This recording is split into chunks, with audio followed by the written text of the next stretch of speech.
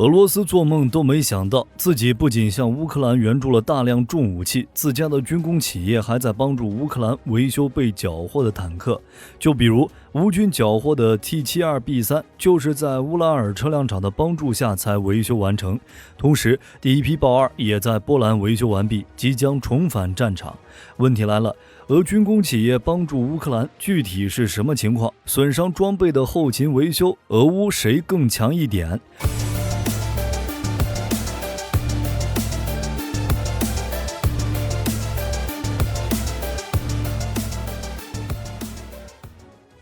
乌拉尔车辆厂帮助乌军维修 T72B3，只能说俄军工企业太好骗了。乌军的技术人员在维修缴获的 T72B3 坦克时，遇到了一些技术上的问题，比如漏油、压缩机无法工作，以及炮塔电动旋转损伤等等。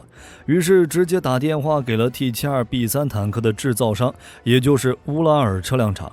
有意思的是，乌拉尔车辆厂的工程师没有意识到对方的身份，直接热情地提供了完整的解决方案。后来，乌军士兵再次致电乌拉尔车辆厂主管，情况和上一次一模一样，同样没有察觉对方是乌克兰人。在通话的尾声，乌军士兵才主动暴露自己的身份，主打一个杀人诛心。后续结果如何，火力军暂时也不知道。乌军大概率已经修好了这辆 T72B3，并将其重新派上战场。俄罗斯这一下直接血亏。据 Oryx 网站的数据显示，自入侵乌克兰以来，俄军已经损失了2/3的现役坦克。乌军在战场上缴获的坦克比北约援助的还要多，其中大约有200多辆 T72B3，这些坦克基本上都要维修，但是乌军的技术人员并没有维修 T72B3 的经验。T72B3 属于 T72系列的较新改进型号，也是俄军的主力坦克，里面用了不少新技术，安装了一部分西方技术装备。而乌军本身装备的 T72就有限，更别说维修 T72B3 了。大多数的情况下，只能拆解一部分零件用在别的坦克身上。而且不仅仅是 T72B3， 乌军在维修很多俄制装备的时候都会遇到类似的问题，没有维修经验，缺乏零配件。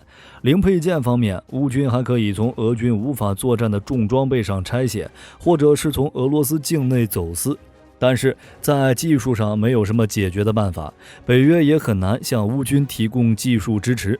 之前有报道称，乌军缴获的俄军重武器里有一半因为修不好而无法使用，不知道现在这个比例是多少。当然了，有了乌拉尔车辆厂提供的解决方案， T72B3 的问题能解决一大半，但其他型号的装备还是一样，所以让火力军来说的话，这事儿乌克兰办的有点不妥。这次暴露了身份，下一次再使用这个方法就稍微有点困难了。细水长流才是王道，把 T80系列的解决方案套出来之后，再暴露身份也可以。除了维修 T72B3 之外，乌军受损的豹2已经在波兰维修完毕，即将重返战场。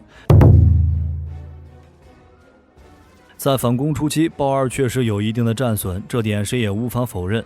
被地雷炸伤后，只能送到波兰大修。目前第一批豹2维修完成，已经运往乌克兰，下一批的维修工作也在进行中，只是波兰具体维修几辆暂时没有报道。但不管怎么说，这个效率已经很不错了。波兰的坦克维修基地在今年4月份正式成立，7月份才收到了第一批受损的坦克。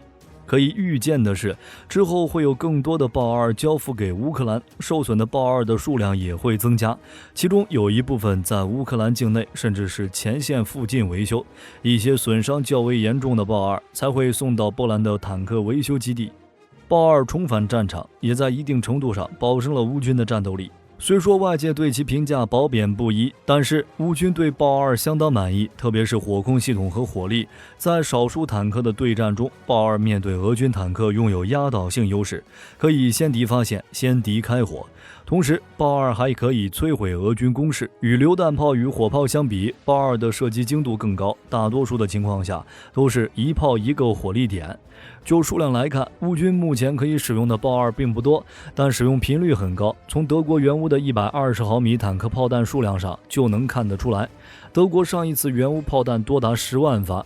除了豹2，乌军还有英国的挑战者2、美国的 M1。俄军可以用地雷阻止这些坦克前进，但是不能阻止坦克在安全距离上对俄军攻势挨个点名。至于武值，威力是够了，但乌军的防空网已经很完善，不知道俄军的卡52还剩多少。值得一提的是，乌军缴获的 T72B3 以及在波兰维修的豹2重返战场，其实也能说明后勤保障的优势。处于进攻状态的军队所拥有的优势之一，就是能够回收战损而有维修价值的装备，包括被敌人抛弃的装备。这点乌军做得很好，在野战状态下，甚至可以迅速恢复装备战力。如果装备只是一些常规故障和战损，比如修理爆炸反应装甲和格栅装甲，吊装维修发动机、维修装弹机、液压驱动等等，都可以在野战状态下维修。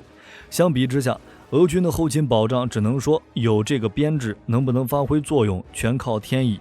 火力军到现在还记得俄军去年从基辅撤退的场景，这点也是俄军 BTG 常有的问题，在执行突击任务时会出现大规模的汽车现象。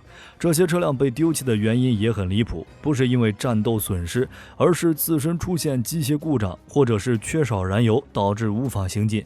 有人解释说，俄军的 BTG 追求快速突击，抢修这些装甲载具太耽搁主攻部队的行军时间，而且在抢修时很容易被伏击，所以才会直接丢弃。这就相当于在说，我修不了就扔，看起来没什么问题，但是根本经不起推敲，部队再怎么穿插突进，装备也不会坏了就扔。在信息化战争中，武器装备的威力和精度大大提高，装备的损伤几率也随之增加。抢修作为部队补充和恢复战力的主要手段，甚至能影响战争成败。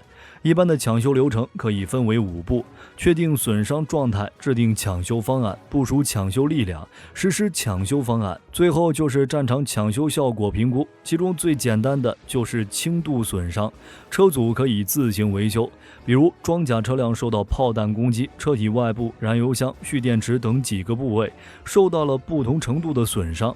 如果有保障分队抢修的话，30分钟之内就能重新投入战斗。如果只是机械故障或者缺少燃油，那维修起来就简单了。而俄军 BTG 直接汽车确实省下了一部分时间，但也导致俄军装备越打越少，战力越来越弱，输掉战争就是意料之内了。总的来说，在俄乌战场这种信息化的战场环境下，装备抢修的时间并不多，大量的无人机侦察战场，对战场的感知能力大大提升，还能直接呼叫火炮部队，彻底摧毁那些损伤的装备。战场的透明度很大的，抢修的时机并不多。最好的办法就是抢修与战斗一起行动，损伤后直接送往后方，如此一来，压力就来到了后勤保障这边。俄军的后勤火力军说了不止一次，无法抢修损伤装备，各位也都理解一下。虽然不知道乌军是如何抢修的，但就缴获装备的数量来看，明显不会很差。豹2也能证明这一点。好了，本期视频到这儿就结束了。各位认为乌军是如何抢修装备的？欢迎在视频下方留言，大家一起讨论。如果内容有不对的地方，也可以在下方指正。我是火力军，下期见。